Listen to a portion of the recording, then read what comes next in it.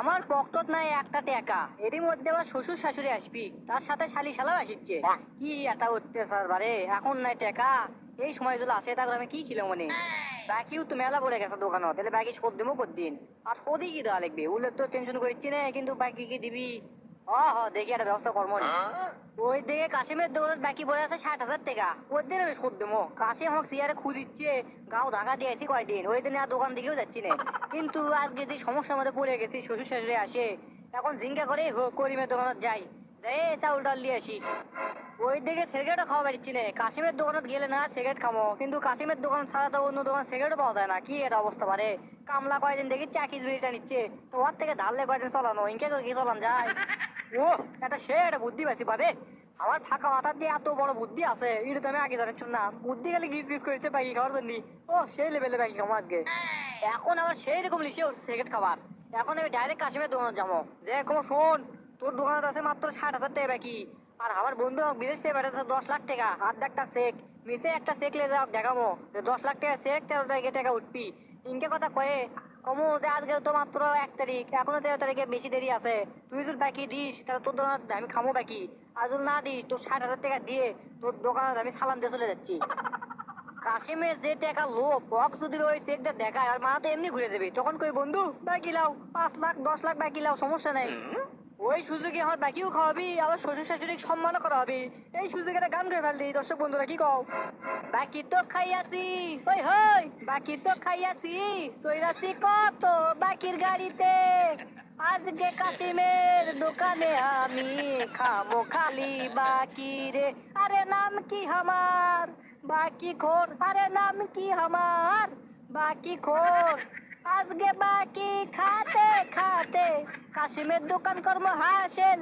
আরে নাম কি আমার বাকি খোর, আরে নাম কি আমার বাকি খোর। দর্শক বন্ধুরা গান কেঙ্গা আছে অবশ্যই কমেন্ট বক্সে জানাবেন। আদে কাশিমের দোকান চলে যাচ্ছে, গান করতে করতে কাশিমের দোকান এখন ঢুকি। এ বল্টু, তোকে আমি সকাল থেকে হারকিন তেলে খুঁজেছি, কুন্ডু পাচ্ছি না। আর তুই দেখি এখন 1 লাখ আমার দোকানে ধরাতে পারালু। 60,355 টাকা বাকি, কোনো কথা না কয় গাছ করে ফালাতো বাবা দেখি। দেখ তো বাকি আসলো 60,000 টাকা, আর 355 টাকা ওই কুত থেকে গেলে বাঁচায়, এটাকে উড়িয়ে এলো টাকা এটি। হোক ওর সাথে চেঁচাচেঁচি করা যাবে না, আমি এখন জিঙ্গা করেই হোক এটা ম্যানেজ করে দিয়ে পারছি।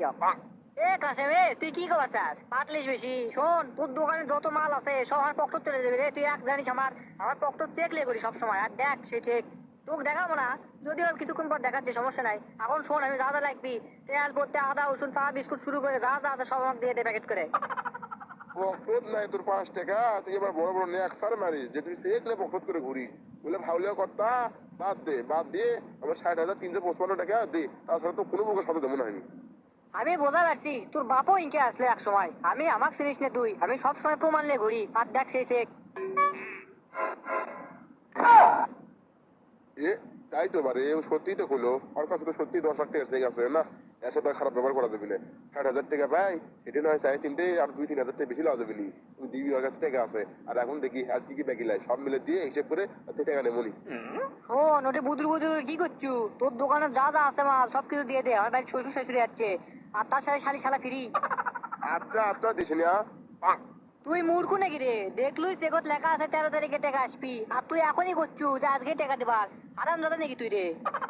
হোক মানে আমি এরা মূর্খ সুর্খ মানুষ তো, ওই লেখাটাকে আমি বুঝি না। যে হোক 13 তারিখে যখন টাকা পাবো তুই সকাল সকালে উঠে না আমাকে টাকাটা দিয়ে যাস। টাকা তো মুখ থাক কন্যা কথা, আর একবার যদি টাকা টাকা করিস তাহলে তো হিজড়ে সামনে ছাড়ে দেবো, পাবলিকের সামনে মুখ দেবেন পারবো না। কি করে?